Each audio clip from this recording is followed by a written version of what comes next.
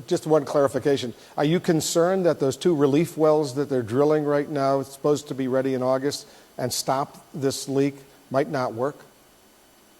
Yeah, at some point I think we'll have to ask ourselves, I just am not into this. You know, I've not been part of the decision-making process, so I'm not second-guessing anybody. I'm just telling you, this is a geological monster. And I'll tell you one thing, whoever did the siting for BP knew what the heck they were doing. It's one heck of an oil well. There's more oil down there than I ever dreamed. And it can't wait to find its way into your car because it just keeps gushing up, you know. And it's a geological nightmare. The Navy could probably stop it, but there are all kinds of consequences that would have to be considered. That is, you can't basically put in a huge amount of explosives down there. You could shut that well, but what else would you do that might upset the ecostructure of the Gulf? So I don't know the answer to that.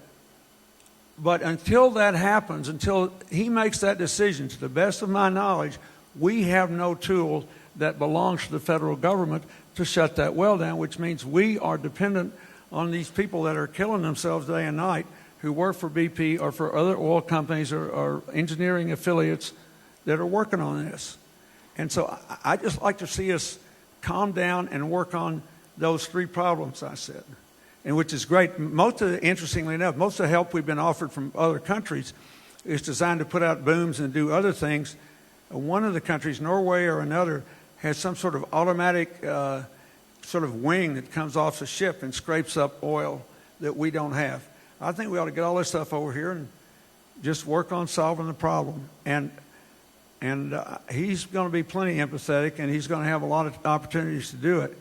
And if we got 20,000 immigrants that have done great honor to our country whose families go down, we're going to have to empathize with them and all my fellow Scots-Irish rednecks that are making a living down there and figure out what we're going to have to do to put their lives back together. There's going to be plenty of opportunity for empathy. Let's plug the leak and stop the damage.